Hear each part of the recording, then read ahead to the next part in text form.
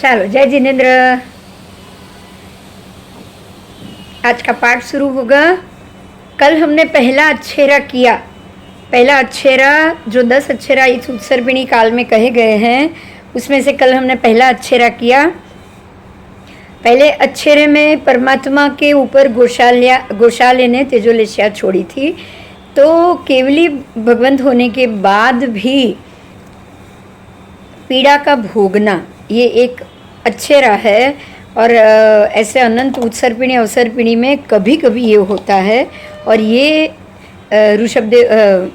ऋषभदेव भगवान से लेकर हमारे 24 तीर्थंकर में से सिर्फ महावीर स्वामी अंतिम तीर्थंकर के समय में ही ये 10 अक्षेरा ये अक्षेरा हुआ है, जो परमात्मा का उपसर्ग था। इस पूरी अवसर्पिणी में, जिसको नाम हुंडा अवसर्पिणी काल कहा गया है, वो पूरे 24 भगवान के मध्य में ही ये 10 अक्षेरे हुए हैं। बराबर 10 अक्षेरा जो आश्चर्य है वो 24 भगवान के अंदर अंदर ही हुए हैं। लेकिन ये अंतिम परमात्मा को उपसर्ग हुआ, वो हुआ परमात्मा होने के बाद, वो है पहला आश्चर्य। क्योंकि जिसका नाम स्मरण करने से ही सर्व दुख उपशांत हो जाए, उनको ही, ऐसे सर्वज्ञ वीर प्रभु को ही पीड़ा होना, उपसर्ग होना, ये पहला आश्चर्य है। दूसरा आश्चर्य है गर्भहरण। एक उदर से लेकर दूसरे उदर में गर्भ को रखना, ये भी एक आश्चर्य है जो आज तक किसी जिनेश्वर भगवंत का ना हुआ था और ना कभी आगे भी ऐसे होगा। अक्षरा होगा तो ही होगा, बाकी नहीं। और अक्षरा तो होगा इसलिए ना होगा ऐसा तो हम नहीं कह सकते, क्योंकि अनंत उत्सर्पिणी तो ये होता ही है। कहीं ना कहीं एक बार तो ऐसे 10 आश्चर्य होते ही है। तो ये भी वीर प्रभु का ही हुआ कि प्रभु का गर्भ 82 दिन तक देवानंदा माता की कुक्षी में और उसके बाद त्रिशला माता की कुक्षी में गया। तो गर्भहरण ये भी एक अक्षेरा है। ये दूसरा अक्षेरा था। तीसरा अक्षेरा है स्त्री तीर्थंकर। सदैव पुरुष ही तीर्थंकर होते हैं, लेकिन इस अवसर्पिणी काल में मिथिला नगरी के स्वामी राजा कुंभ राजा मिथिला नगरी, और उनकी पुत्री है मल्ली, वो पुत्री थी। और जो 19वें तीर्थंकर हुए वो स्त्री रूप में जन्म लिया ये तीर्थंकर परमात्मा ने, और वो मल्ली नाम से जाने गए। मल्ली नाम था उनका, इसलिए मल्लीनाथ भगवान हम जानते हैं, लेकिन वो स्त्री है, वो पुरुष नहीं है। और ऐसा भी कभी होता नहीं है कि कोई स्त्री तीर्थंकर बने, लेकिन उनके भी कर्म का बंधन था, इसलिए ये आश्चर्य भी होना था। ये सारे कर्म बंध के कारण ही हुआ है, पूर्व बंध के ऐसे उत्कृष्ट कारण बंध के कारण ये सब होता है। उसके बाद चौथा अक्षरा जो हुआ वो है अभावित पर्षदा। अभावित पर्षदा ये भी महावीर देव के उनको ही हुआ है ये, क्योंकि सर्वज्ञ देव की देशना कभी भी निष्फल नहीं जाती। जो भी तीर्थंकर परमात्मा है उनकी पहली देशना कभी भी निष्फल नहीं जाएगी। ऐसा हो सकता है शायद सभी देशना निष्फल ना जाए, कोई ना कोई दीक्षा उसमें लेता ही लेता है, लेकिन परमात्मा की पहली दीक्षा, महावीर स्वामी की पहली दीक्षा में कोई मनुष्य पहुंचा ही नहीं। कारण ये था कि उसमें कोई मनुष्य पहुंचा ही नहीं, उसमें सिर्फ देव देवी आए, बाकी कोई मनुष्य नहीं आए। और तिर्यंच आए, इसीलिए उनकी पहली पर्षदा निष्फल गई, इसलिए उसको अभावित पर्षदा नाम का आश्चर्य कहा गया। सर्वज्ञ महावीर देव की देशना, जब पहली देशना हुई वीर प्रभु को केवल ज्ञान होने पर, जो प्रथम देशना पर्षदा में उन्होंने देशना दी, उसमें किसी के भी मन में कोई कुछ व्रत धारण करने के भाव पैदा ना हुए। इसका एक कारण ये भी था कि वहाँ देव और मनुष्य ही, देव और देवियाँ ही थी, मनुष्य नहीं थे। तो ये चौथा आश्चर्य हुआ। अब पांचवा आश्चर्य अपरकंका गमन। अपरकंका नगरी और अपरकंका नगरी में जाना हुआ, ये एक पांचवा आश्चर्य है। अपरकंका नगरी हमारे यहाँ नहीं है। अपरकंका कहाँ है उसका हम पूरा, द्रौपदी का ये अक्षरा हुआ है। पांडव पत्नी द्रौपदी के पास नारद मुनि आए थे, और नारद मुनि को असंयत समझकर, क्योंकि द्रौपदी सती मानी गई है हमारे में, जो आपको भरे सर सज्जाए आप बोलते हो, तब सतियों के नाम आते हैं और उसमें द्रौपदी का भी नाम आता है। तो उन्होंने नारद को असंयत समझा। असंयत यानी कि असंयत की पूजा नहीं होती है, असंयत को हमें पूजित नहीं करना चाहिए, ये सोच के उन्होंने असंयत समझकर सन्मुख उठने का सम्मान नहीं दिया। नारद आए तो उनको सम्मान देना चाहिए था, पर उन्होंने नहीं दिया। तो ये कारण से नारद कुपित हो गए और उन्होंने द्रौपदी के ऊपर गुस्सा करके उसको कष्ट पहुंचाने का निश्चय भी कर लिया। और ऐसा करके वो घातकी खंड में गए। घातकी खंड में भरत क्षेत्र में अपरकंका नामक राजधानी, घातकी खंड में जो भरत क्षेत्र है उसकी राजधानी का नाम, वहाँ एक अपरकंका नाम की राजधानी थी। और वहाँ के बड़े एक राजा थे पद्मोत्तर राजा। वहाँ पर एक राजा थे, वो थे पद्मोत्तर राजा। तो उसके सामने जाकर द्रौपदी का उसने बहुत वखाण किया। अब ये राजा था भी स्त्री लंपट, इसलिए उसने द्रौपदी की रूप की प्रशंसा जानी और अपने किसी मित्र देव, अपने कोई देव मित्र था, उसके द्वारा द्रौपदी को उसने भरत क्षेत्र के यहाँ की पांडवों की नगरी में से उसको उठवाकर वहाँ के अंतपुर में उसने अपरकंका नगरी, घातकी खंड का भरत क्षेत्र और अपरकंका नगरी की अपने अंतपुर में उसने द्रौपदी को उठवाकर बिठा दिया। द्रौपदी के तो यहाँ गुम हो गई, पता नहीं चला द्रौपदी कहाँ चली गई है। इसीलिए यहाँ सब ढूंढ रहे हैं कि द्रौपदी कहाँ है, द्रौपदी कहाँ है, और वो गुम हो गई है। तो पांडव माता कुंती ने कृष्ण को ये समाचार दिए कि भाई द्रौपदी गुम हो गई है, द्रौपदी दिख नहीं रही है बहुत समय से, तो आप जरा देखो, आप वासुदेव हो, आप देखो कि वो कहाँ है। अब द्रौपदी की खोज में कृष्ण भी लग गए हैं, बहुत व्यग्र हो गए थे। और उस समय नारद भी वहाँ पहुँच गए, क्योंकि नारद का तो अपन जानते हैं कि जो काम किए उसकी वो आग लगाए बगैर नारद नहीं रहते, तभी तो उनका नाम नारद कहा गया है। ऐसे कोई कांडी करता है उसको नारद कहा जाता है ना, झगड़ा कराता है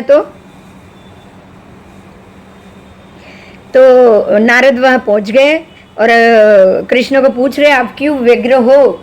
तो कृष्ण ने कहा मुझे द्रौपदी नहीं मिल रही है, द्रौपदी खो गई है, उसको हम ढूंढ रहे हैं। तब नारद ने ऐसा कहा कि भाई मैंने द्रौपदी जैसी ही एक स्त्री वहाँ अपरकंका नगरी के पद्मोत्तर राजा के अंतपुर में देखा है। अब कृष्ण समझ गए कि ये नारद का ही काम है, क्योंकि नारद का यही काम है ऐसा काम करना और जाकर वापस फिर से आग लगाना, क्योंकि मालूम ही ना पड़े वो कहाँ है तो क्या फ़ायदा। तो ये सोच के नारद ने बता दिया, कृष्ण समझ गए कि ये नारद का ही कारस्थान है। और वो भी अभी अपरकंका नगरी में घातकी खंड में जाकर द्रौपदी को लाने के लिए तैयार हो गए। सारे पांडव, पांचों पांडव और कृष्ण सब यहाँ लवण समुद्र के पास आए हैं। आने के बाद 2 लाख योजन प्रमाण लवण समुद्र को उल्लंघन करने के लिए कृष्ण वासुदेव थे, इसलिए उन्होंने सुस्थित देव की आराधना की। लवण समुद्र के देव सुस्थित हैं, उन्होंने उनकी आराधना की और सुस्थित देव ने आकर प्रसन्न होकर अठम तप से फिर उन्होंने रास्ता बनाया, लवण समुद्र में से रथ जा पाए ऐसा रास्ता बनाया और लवण समुद्र को उल्लंघन करके कृष्ण पांडवों के साथ घातकी खंड की अपरकंका नगरी में पहुंच गए। पहुंचने के बाद वहां पर पांडवों का तिरस्कार करने वाले वो जो पद्मोत्तर राजा थे, उनको नरसिंह रूप से जीत कर, द्रौपदी के वचन से उसे जिंदा छोड़कर उसको नरसिंह रूप से जीता। पहले तो कृष्ण वासुदेव ने उसको नरसिंह रूप किया और पद्मोत्तर राजा को जीता। जीतने के बाद द्रौपदी को वहाँ से लेकर, द्रौपदी ने वचन लिया था, इसलिए द्रौपदी ने पद्मोत्तर राजा को जिंदा छोड़ने के लिए कहा और कृष्ण राजा ने उसको वहाँ जिंदा छोड़ दिया। और छोड़ने के बाद द्रौपदी के साथ लेकर कृष्ण वापस लौटे और वापस लौटते ही उन्होंने वो लवण समुद्र के किनारे पे आके पंचजन्य शंख बजाया। और ये शंख शब्द सुनकर वहाँ पे जो विचर रहे थे मुनि सुव्रत स्वामी तीर्थपति, वहाँ मुनि सुव्रत स्वामी का तीर्थ चल रहा था उस समय, इसीलिए मुनि सुव्रत स्वामी के तीर्थपति के आज्ञा के नीचे वहाँ पे जो राजा राज कर रहा था, अब उसकी बात आएगी। मुनि सुव्रत स्वामी तीर्थपति थे, जैसे हमारे यहाँ मुनि सुव्रत स्वामी तीर्थपति थे तो वहाँ भी मुनि सुव्रत स्वामी तीर्थपति होंगे। देखिए आपको आज ये भी नई बात मालूम पड़ रही है कि पांचों भारत में जितने भी परमात्मा मुनि सुव्रत, हमारे जो भगवान के नाम के भगवान होंगे, वहीं पे भी मुनि सुव्रत स्वामी के तीर्थ के समय के भगवान का ही तीर्थ का विचरण होगा। तो यहाँ पंच शंख का शब्द सुनते हुए वहाँ विचरते हुए मुनि सुव्रत स्वामी तीर्थपति के वचन से, मतलब वहाँ भी मुनि सुव्रत स्वामी ही थे, वहाँ मुनि सुव्रत स्वामी का तीर्थ प्रवचन हो रहा था। हमारे यहाँ कृष्ण थे तो नेमिनाथ भगवान का तीर्थ था, मतलब वहाँ तब जो तीर्थंकर थे उनका नाम मुनि सुव्रत स्वामी है। कृष्ण का वहाँ आगमन जाना और ये जानकर वहाँ के जो कपिल नामक वासुदेव, अब वहाँ भी एक वासुदेव होंगे, जब यहाँ वासुदेव जन्म लेंगे तब वहाँ भी एक वासुदेव जन्म लेंगे। यहाँ नेमिनाथ भगवान तीर्थपति थे, वहाँ मुनि सुव्रत भगवान तीर्थपति थे। नाम से दोनों एक ही साउंड करते हैं, लेकिन ये हमारे मुनि सुव्रत स्वामी की बात नहीं है। वहाँ जो उस समय जो तीर्थंकर परमात्मा थे उनका नाम है, बराबर। तो कृष्ण का आगमन जाना उन्होंने, और उत्सुकता से ये शंख किसने बजाया, कपिल वासुदेव हैं, वो सोच में पड़ गए कि ये पंचजन्य शंख बजाया किसने, मैं तो यहाँ हूँ। उन्होंने तुरंत भगवान से पूछा कि अरे ये कौन शंख बजा रहा है। तब पूरी बात मुनि सुव्रत स्वामी ने, क्योंकि वो तो केवली भगवान थे, उन्होंने सब कुछ बता दिया कि भाई वहाँ से भरत क्षेत्र से, जम्बू द्वीप के भरत क्षेत्र से 5 पांडव और वहाँ के कृष्ण वासुदेव यहाँ आए हैं। उन्होंने पद्मोत्तर राजा को हराया है और वहाँ से द्रौपदी के कहने से उनको जीवित भी छोड़ दिया, और द्रौपदी का हरण करना किया था, इसलिए वह द्रौपदी को छुड़ा के वो 5 पांडव सहित कृष्ण वासुदेव वापस अपनी नगरी में लवण समुद्र से जा रहे हैं, और उसी ने विजय का शंखनाद किया है। मतलब कृष्ण वासुदेव ने ये विजय का शंखनाद किया है और ये सब लोग वापस जा रहे हैं। अब कपिल वासुदेव ने कहा मैं वासुदेव से मिलूंगा। सुनिएगा ध्यान से, यही अक्षरा है। कपिल ने, द्रौपदी वहाँ गई वो अक्षरा नहीं है, लेकिन अब जो बात आ रही है वो अक्षरा है कि ये प्रसंग तो द्रौपदी का था, लेकिन कपिल वासुदेव को कृष्ण वासुदेव से मिलने का मन हो गया। उन्होंने कहा मुनि सुव्रत स्वामी वहाँ के तीर्थपति तीर्थंकर से कि मैं उनसे मिलना चाहता हूँ। तब मुनि सुव्रत स्वामी ने ये बताया कि ऐसा कभी नहीं हुआ है कि 2 वासुदेव आमने सामने आए। ध्यान से सुनिएगा, ऐसा आज तक कभी नहीं हुआ है कि 2 वासुदेव आमने सामने आए, इसलिए वो वासुदेव से तुम मिल नहीं पाओगे, ठीक है, क्योंकि वो 2 वासुदेव कभी भी आमने सामने नहीं आ सकते। वासुदेव का मतलब उसने 3 खंड जीता है, ये वासुदेव ने, उसने भी 3 खंड जीता है। अब आमने सामने आ जाएंगे तो लड़ाई होगी, युद्ध होगा, इसीलिए 2 वासुदेव कभी भी आमने सामने नहीं आते हैं। पर अब कपिल वासुदेव फिर भी गए समुद्र तट पे, तब उन्होंने उल्टे जाते हुए रथ में मात्र कृष्ण वासुदेव का रथ और उसके ऊपर लगी हुई पीली ध्वजा को देखा। समझ में आया?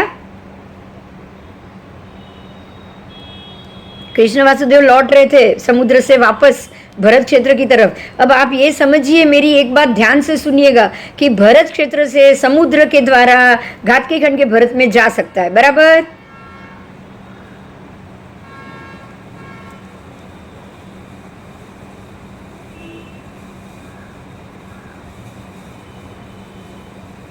अब ये शंखनाद सुनकर यहाँ से जो मिलने की उत्सुकता के कारण, मिलने का मन था, उनको भी पता चले, कृष्ण वासुदेव को भी पता चले, ये सोच के यहाँ से, ये कोने से कपिल वासुदेव ने भी अपना शंखनाद बजाया।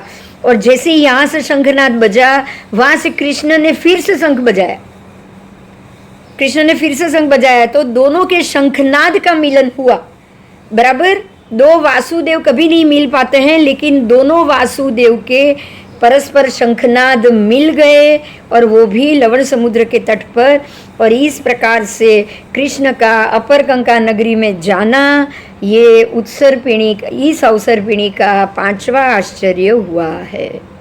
तो ये हुआ हमारे 5 आश्चर्य। अब आगे भी आश्चर्य हम जाएंगे। 6ठा आश्चर्य है मूल विमान से सूर्य चंद्र का अवतरण। ये भी एक आश्चर्य है कि कभी भी जब भी सूर्यदेव चंद्रदेव, सूर्य इंद्र चंद्र इंद्र जब भी परमात्मा की परिषदा में आते हैं तो कभी भी अपना मूल विमान लेकर नहीं आते। ये ध्यान से सुनिएगा। जब भी सूर्य चंद्र नीचे आएंगे, सूर्य इंद्र चंद्र इंद्र अपने मूल विमान में रहते हैं, लेकिन कभी भी वो अपने विमान से बाहर निकलेंगे तो मूल विमान लेकर कभी नहीं जाते हैं, वो अपने दूसरे अन्य विमानों को लेकर ही जाते हैं। लेकिन यहाँ एक बार ऐसा हुआ कि वो लोग गलती से अपना मूल विमान लेकर आ गए। अब इसके पीछे कुछ कारण तो होगा ही होगा, बिना कारण अक्षरा नहीं होता है। तो ये तो यहाँ पे वो जवाब तो नहीं है, क्योंकि परमात्मा ने को पूछा नहीं होगा या उन्होंने बताया नहीं होगा या कुछ भी हो। पर कौशाम्बी नगरी में भगवान वीर प्रभु को वंदन करने के लिए आए और उस समय सूर्य और चंद्र अपने मूल विमान के साथ आए थे। और घटना ये है कि मूल विमान के साथ आने से ही यही कारण था कि मृगावती जी और चंदना जी दोनों को उसी कारण से केवल ज्ञान हुआ है। तो मैं कहती हूँ ना, जैसे कि कुछ चीज़ होती है तो उसके पीछे एक कारण होता है, कर्म का बंधन होता है, कारण होता है। तो हम ये मानेंगे कि मृगावती जी और चंदना जी को केवल ज्ञान होने का निमित्त होगा, इसीलिए सूर्य चंद्र दोनों इंद्र मूल विमान को लेकर धरती पर आए, क्योंकि दोनों मूल विमान को लेकर आ गए। अब मूल विमान को लेकर आ गए इसीलिए अंधेरा तो हुआ ही नहीं। सूर्य का मूल विमान अगर कौशाम्बी नगरी में नीचे उतरा हो और वहाँ पे समवसरण पर वो स्थित हुआ हो तो सीधी बात है ना कि उस समय जो अंधेरा तो होगा ही नहीं। तो अंधेरा हुआ ही नहीं, और अंधेरा ना होने के कारण से उजास फिर जब वो दोनों वापस चले गए तब बिल्कुल अंधेरा हो गया, बिल्कुल ही अंधेरा हो गया। अब तब जब अंधेरा हो गया तब मालूम पड़ा कि अरे ये तो रात हो गई, मालूम ही नहीं पड़ा, क्योंकि सूर्य चंद्र मूल विमान के साथ आए और उसके प्रकाश के कारण किसी को मालूम नहीं पड़ा कि रात्रि काल हो गया है। इसीलिए अब ये दोनों साध्वी जी, मृगावती जी दौड़ कर उपाश्रय में पहुंची है। चंद्रा जी वहाँ थोड़ी जल्दी पहुंच गई थी क्योंकि उनको लग गया था कि ये समय हो चुका है और वो चले गए थे। मृगावती जी रात को वहाँ पहुंची, इसलिए चंदन बाला ने उनको टोका कि भाई आपको ध्यान रखना चाहिए, आप इतनी रात तक क्यों वहाँ रुकी। और मृगावती जी ने वहाँ पर क्षमापना मांग ली। माफ़ी मांगते मांगते उनको उसी क्षण केवल ज्ञान हो गया। तो प्रायश्चित करते हुए, माफ़ी मांगते हुए मृगावती जी को केवल ज्ञान हो चुका है। और साथ में वो अभी अपने गुरु की सेवा कर रही है। और वहाँ से अचानक उन्होंने देखा कि एक काला सर्प, बड़ा सर्प वहाँ से निकल रहा था। तो उन्होंने चंदन बालाजी सोए हुए थे और वो उनके हाथ के ऊपर से निकल रहा था। तो मृगावती जी ने उनका हाथ उठाया और सर्प को जाने दिया, सर्प को रास्ता देकर उनको जाने दिया। पर वो हाथ उठाने के कारण चंदना जी जाग गए, उनकी नींद खुल गई। और उन्होंने पूछा मृगावती जी, आपने मेरा हाथ क्यों हिलाया? और मृगावती जी ने जवाब दिया कि भाई एक सर्प जा रहा था और उसके रास्ते में आपका हाथ रुकावट था, तो मैंने आपका हाथ उठा लिया। तब चंदन बाला ने पूछा, तो तुमने देखा कैसे? इतने अंधेरे में तो मुझे कुछ नहीं दिख रहा है, तुमको कैसे दिखा? तो मृगावती जी ने बोला कि मुझे स्पष्ट दिखाई दिया। अब चंदन बाला समझ गए कि अरे कैसे दिखाई दिया, प्रतिपादी ज्ञान या अप्रतिपादी ज्ञान से, जाना कैसे? तब मृगावती जी ने कहा कि मैंने अप्रतिपादी ज्ञान से जाना है। अब चंदन बाला को भी दुख हो गया कि अरे मैं तो केवली की आशा न कर रहा हूँ, तुमको केवल ज्ञान हो गया है। और केवली की आशा न कर रही हूँ मैंने आशा न की, मैंने तुम पर गुस्सा किया। तो अब मृगावती जी भी माफ़ी मांग रहे अपनी शिष्या की, क्योंकि अब तो वो केवली हो चुके हैं। तो उन्होंने भी माफ़ी मांगी कि भाई माफ़ कर दो, प्रायश्चित कर रहे हैं। प्रायश्चित करते करते चंदन बाला को भी केवल ज्ञान हो गया। तो ये सूर्य चंद्र का मूल विमान से आना और ये निमित्त से मृगावती जी को और चंदना जी को केवल ज्ञान होना। तो कुछ न कुछ कारण होता है, अगर कुछ होता है तो। अब 7वां जो अच्छेरा है वो है हरिवंश कुल की उत्पत्ति। कौशाम्बी नगरी में सुमुख नाम के राजा राज्य करते थे और उस राजा ने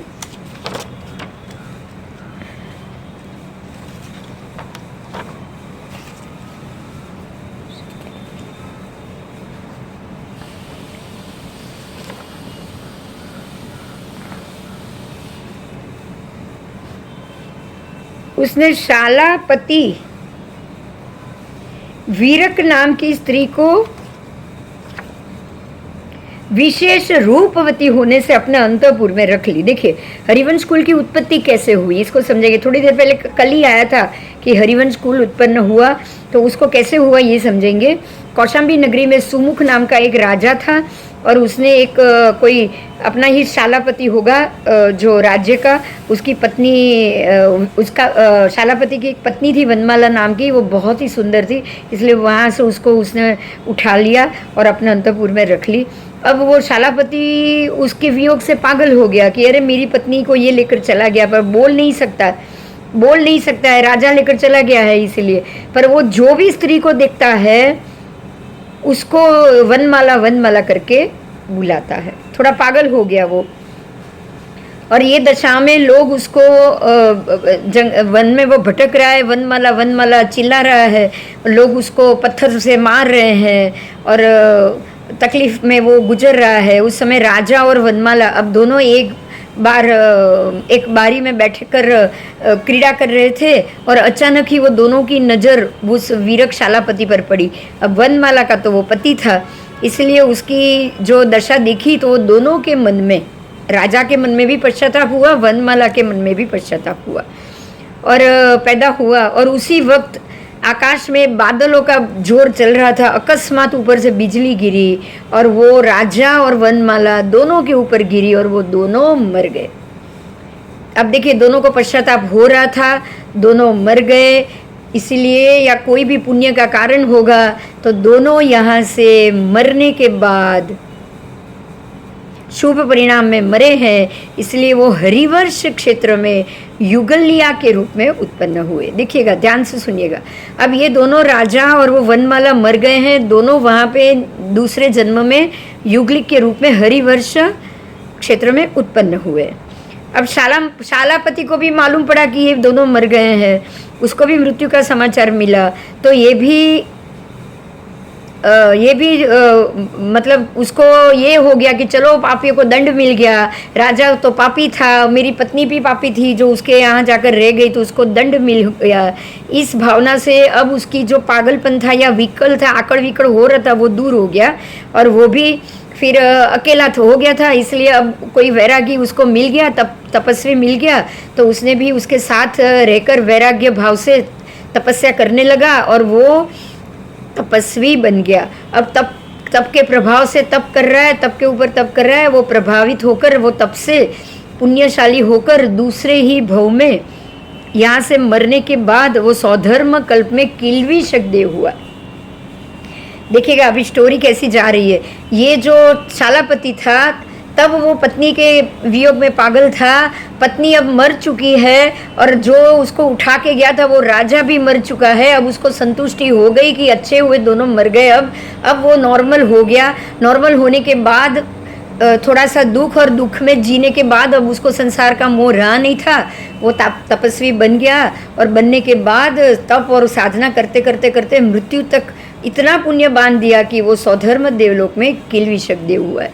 अब जैसे ही वो देव बना, जैसे ही देव के रूप में उत्पन्न हुआ, तब उसको विभंग ज्ञान से उसने अपने पूर्व भव को जाना। देखिए ध्यान से सुनिएगा, देवों को विभंग ज्ञान होता है और विभंग ज्ञान से वो पूर्व भव में कहाँ से आए, क्या हुआ, उसकी पूरी जिंदगी कैसी गई, उसको सब मालूम पड़ जाता है।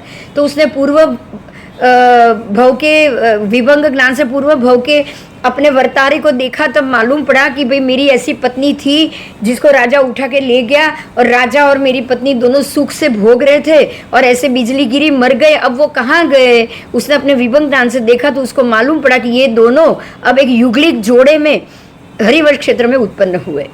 तो देखिए सीधी बात है ना, उसके दिमाग में रोष तो है ही ना राजा के लिए, हाँ, पूर्व जन्म का रोष आपको दूसरे जन्म में भी क्या कर्म कर रहा था ना, वो आपको यहाँ से मालूम पड़ेगा।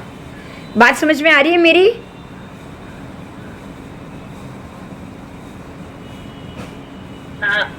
हाँ, तो अब ये देव होने के बावजूद भी कुछ भी सुख भोग सकता था, देवों का सुख उसके लिए बहुत सारा था, लेकिन फिर भी उसका मन वही वैर बुद्धि में लगा हुआ है जो उसको पूर्व जन्म में उसने अपने मन में बांधा था। बराबर? आज आपको ये मालूम पड़ रहा है कि मन में पड़ी हुई गांठ आपको कोई भी सुख लेने नहीं देगी। आप किसी भी सुखी अवस्था में होगे, लेकिन जो गांठ आपके मन में पड़ चुकी है, जो विचार आपके मन में द्वेष या वैर भाव या प्रेम भाव से गांठ बन चुकी है, वो गांठ आपको कहीं भी चैन नहीं लेने देती है। हाँ या ना बताओ? बराबर? हाँ, तो हमारे लिए ये बहुत ही समझने जैसी बात।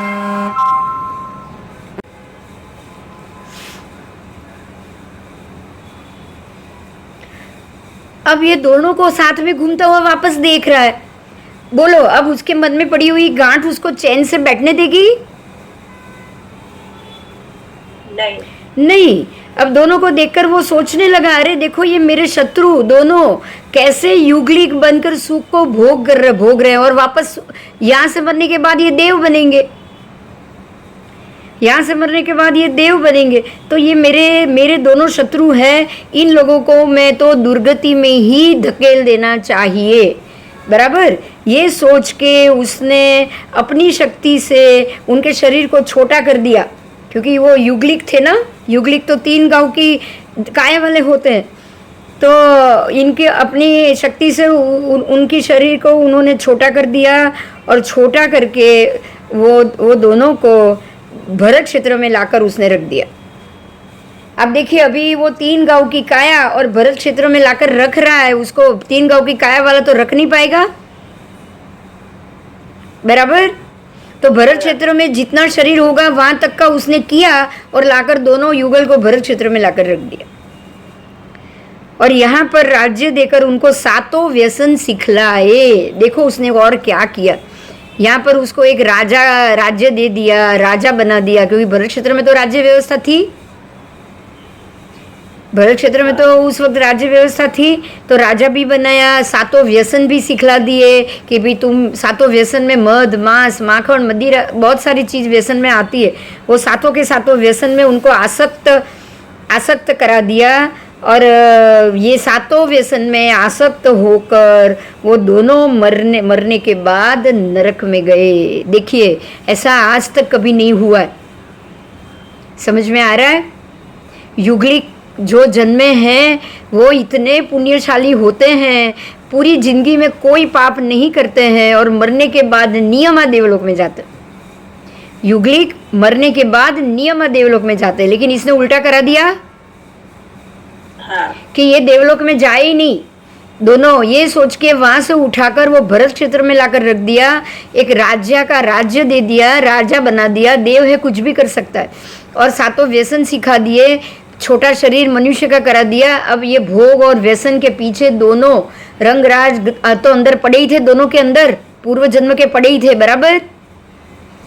और ऊपर से निमित्त मिल गया, तो अब ये भोग करके भरत क्षेत्र के वातावरण में भोगी बन चुके हैं, और नरक गति के कर्म बांध दिए उन्होंने, और यहाँ से मरने के बाद नरक में चले गए। तो जो ना कभी हुआ है ना कभी होगा, ऐसा बना कि युगलिक मरने के बाद जन्मे युगलिक, बड़े हुए और पालन हुआ उनका, पूरी जिंदगी निकली भरत क्षेत्र में, जहाँ पर ये चौथा आरा चल रहा था वहाँ पे। और यहाँ से ये चौथे आरे के समय की बात है, इसलिए यहाँ तो युगलिक व्यवस्था थी नहीं ना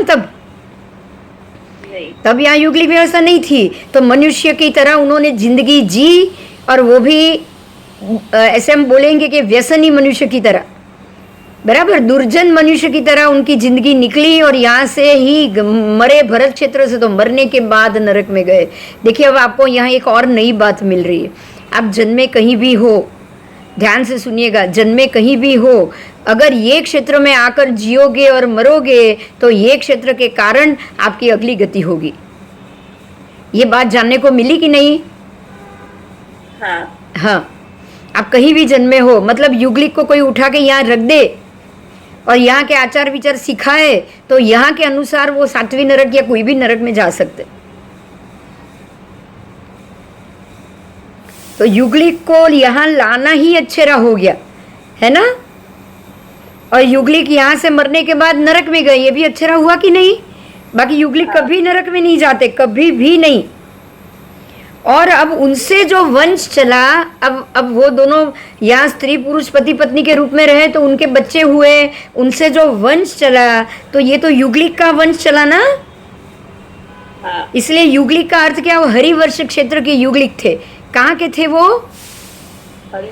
हाँ, तो इसीलिए उनसे जो वंश चला उसका नाम पड़ा हरिवंश। बराबर। तो हरिवंश की उत्पत्ति इस प्रकार से हुई। और यहाँ पर युगलिकों को शरीर और आयु संक्षिप्त करके भरत क्षेत्र में लाना, उनका मरने के बाद नरक में जाना, ये सब आश्चर्य है। ठीक है, पर ये भी कर्म के कारण हुआ, पूर्व जन्म के कर्म के कारण हुआ, बाकी कुछ नहीं है। जो भी निमित्त बनता है ऐसे कर्मों के कारण निमित्त बनता है कि पूछो ही नहीं, बस बिना कर्म के ये निमित्त नहीं होगा, इतना समझना है। अब 8वां है चमरेंद्र का ऊर्ध्वगमन। ये हमने पहले जाना हुआ है, फिर भी जो जरूरी है वो हम देख लेते हैं। पूर्ण तापस की बात आई थी, उसमें पूर्ण तापस, और उसने चमरेंद्र नाम के असुर कुमार देवों का वो इंद्र बना था, ये हम जानते हैं। पूर्ण तापस अपनी तपस्या कर करके, और जैसे ही वो उत्पन्न हुआ उसने अपने ऊपर सौधर्मेंद्र को देखा माथे के ऊपर बैठे हुए, और उसको बिल्कुल क्रोध आ गया कि अरे ये मेरे माथे पे कौन इंद्र की तरह, राजा की तरह बैठकर राज कर रहा है। राज सिंहासन पर सौधर्म इंद्र जब अपने सुधर्म सभा में बैठा हो और उसकी पर्षदा ये देखेगा नीचे से, तो उसको लगेगा ना कि ये तो मेरे से भी बड़ा राजा है।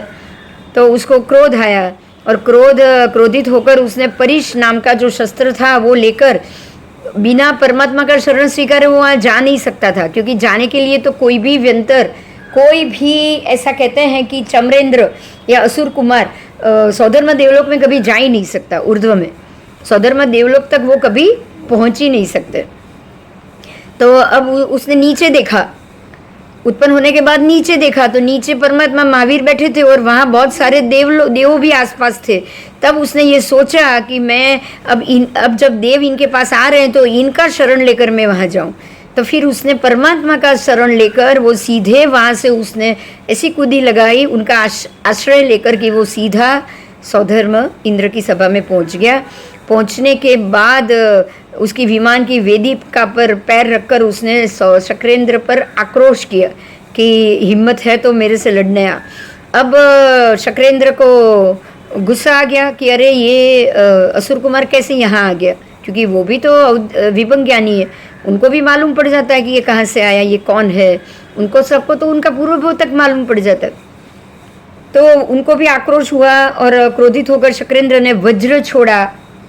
अब वज्र छोड़ा तो ऐसे बिजली की तरह जो वज्र जो चमकता था वो देखकर ही अब चमरेंद्र डर गया। अब डरने के बाद वो सीधे नीचे परमात्मा के पास आ गया, क्योंकि नीचे आने में उसको 1 सेकंड लगती है, वो तुरंत पहुंच गया और परमात्मा के चरणों में बैठ गया।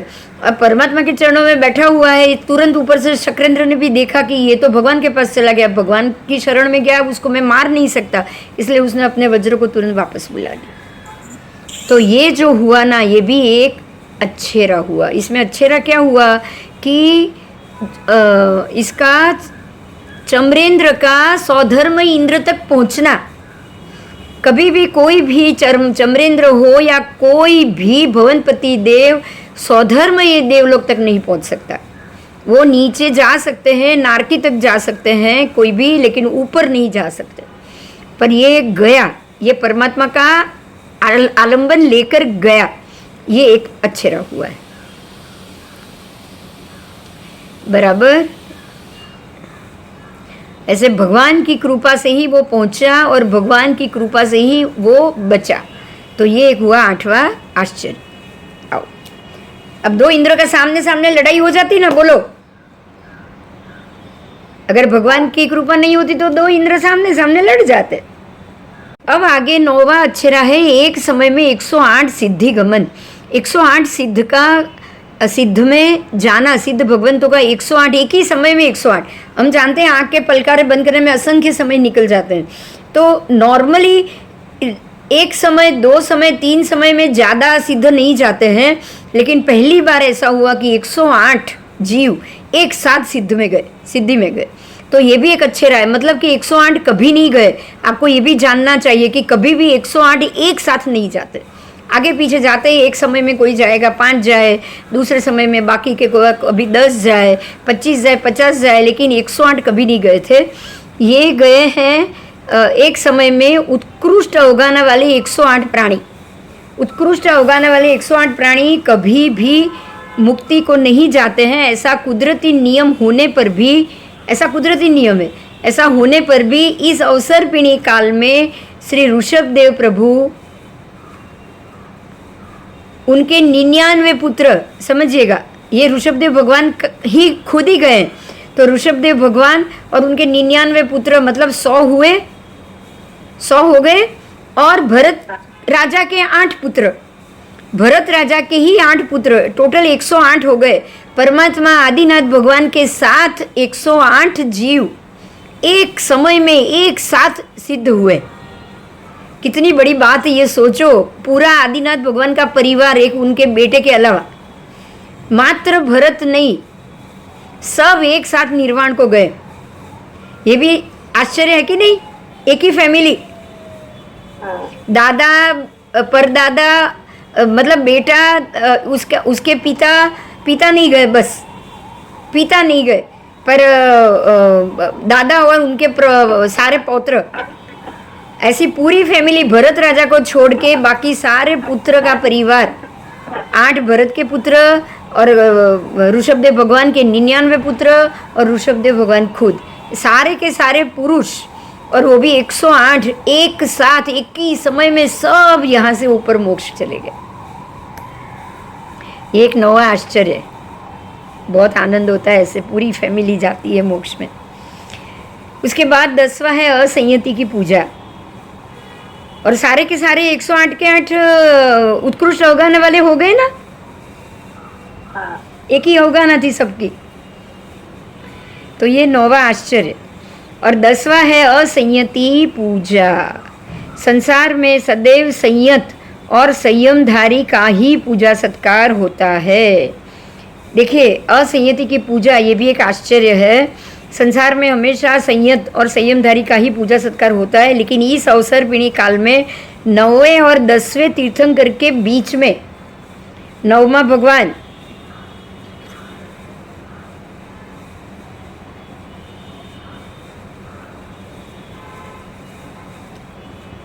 शीतलनाथ, सुविधिनाथ और शीतलनाथ भगवान के बीच में गृहस्थ ब्राह्मणों की जो पूजा प्रवृत्ति हुई वो 10वां आश्चर्य है। तो ये क्या हुई है यहाँ कहानी नहीं बताई है, उसको ढूंढेंगे हम, पर असंयति की पूजा हुई, इसीलिए ये एक 10वां आश्चर्य हुआ।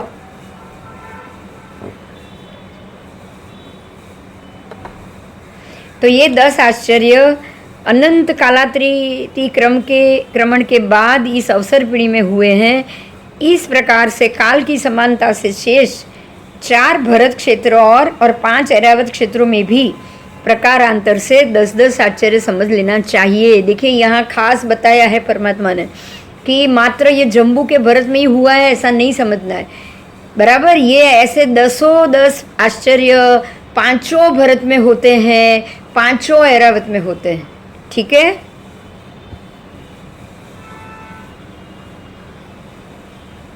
होते ही है, आपको ऐसा ये समझ ही लेना चाहिए कि ये काल में वहाँ भी सब जगह 10-10 हुए होंगे। तो 10 जगह 10 तो 100 आश्चर्य हो गए।